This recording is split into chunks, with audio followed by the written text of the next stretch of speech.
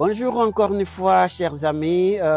Nous allons continuer notre enseignement sur la vision parce que j'ai remarqué que c'est vraiment tragique de vivre sans vision dans la vie.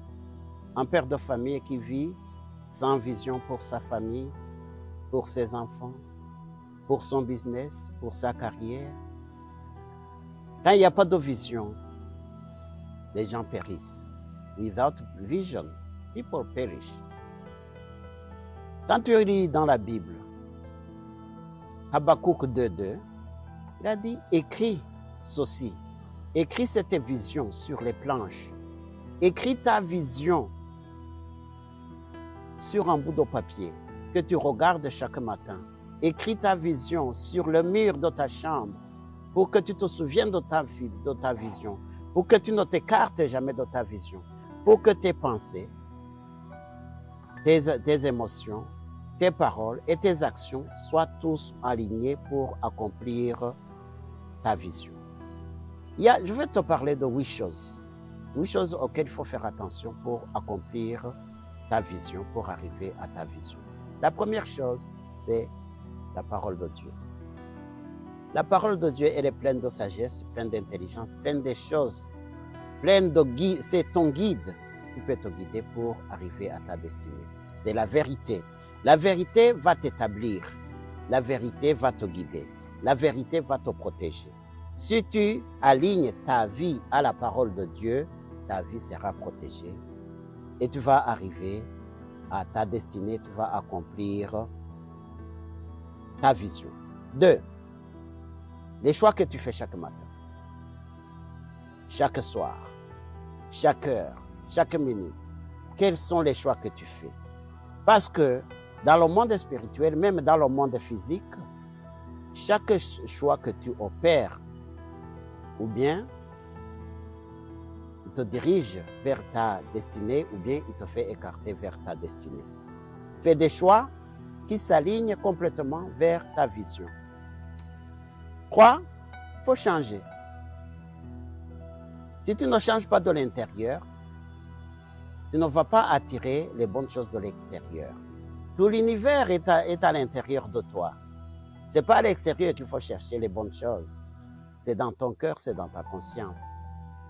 Ça veut dire que si tu veux aller plus loin, tu veux aller vers ta destinée, à accomplir ta vision, il faut changer, il faut être sincère, être honnête, simple, être un bon exemple, un bon père de famille, une bonne mère de famille, un bon exemple pour tes collègues de classe si tu es étudiant ou élève, un bon exemple au lieu de travail. Il faut être loyal, fidèle, avoir des désirs qui sont corrects, pas des désirs mauvais, de mauvais penchants. Donc il faut changer parce qu'en nous, il y a quelque chose de mauvais. Il y a le mauvais penchant qui est toujours opérationnel en tout. Si tu ne changes pas, eh bien c'est difficile d'accomplir ta vision. 4. Pour accomplir ta vision, tu auras de la peine, il y aura des souffrances, parce que dans la vie, sans souffrance, il n'y a pas de réussite. Il y aura bien sûr des échecs. J'ai lu un passage où Bill Gates disait que ces échecs étaient ses diplômes. Il ne faut pas prendre les échecs comme la fin du monde.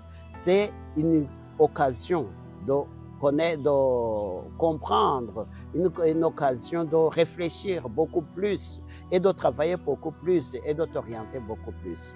Quand tu réussis tous les jours, tu dis c'est normal, eh bien, à un certain moment, tu vas chuter lamentablement. Mais les petits échecs, c'est quelque chose qui te guide. Les petites peines, c'est ça qui te construit, qui construit ton caractère.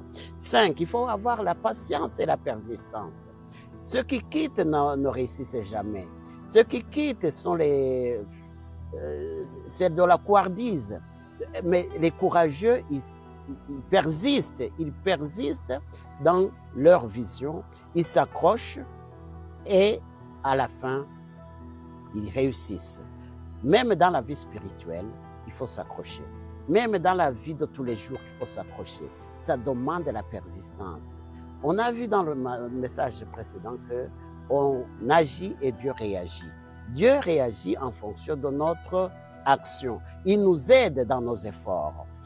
Alors il faut être prêt à payer le prix. Il faut payer le prix. Comme c'est écrit dans 1 Timothée 6, verset 12, le prix à payer, il sera proportionnel à la vision que tu as. Avant toute victoire, il y a toujours un effort, il y a toujours un prix à payer. Notre vision demande une vie de sacrifice aussi. Si tu as une grande vision, le sacrifice que tu vas payer sera beaucoup plus grand. 7, la discipline. Si tu n'as pas de discipline, tu n'aboutiras à rien. Si tu as une petite discipline, tu pourras aboutir à quelques petites choses. Mais si tu as une très très grande discipline, alors là, tu pourras résoudre tous les problèmes que tu vas rencontrer dans la vie.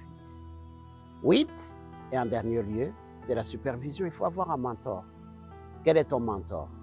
Quand tu vois dans la Bible, tous les gens qui ont réussi, ils avaient des mentors. Paul avait besoin de Barnabas. Ruth avait besoin de Naomi. Esther avait besoin de Mordecai. Même Lot avait besoin d'Abraham. Tu as besoin d'un mentor. Joshua avait besoin de Moïse. Et Élisée avait besoin d'Élie. Nous avons besoin les uns des autres. Même dans les compétitions sportives, il y a des mentors. Dans le business, il y a des mentors. Dans la musique, il y a des mentors. Dans tous les domaines, il y a des mentors. Si tu veux accomplir ta vision, entoure-toi des gens corrects, des gens positifs, des gens qui te motivent, des gens qui t'encouragent, des gens qui te donnent de nouvelles idées. Et ayez un mentor. On ne peut pas avoir plusieurs mentors. Cherchez un mentor qui va t'aider pour réussir dans ta vie. Je te souhaite la réussite dans toutes tes entreprises. Au nom de Jésus-Christ, j'ai prié. Shalom, shalom.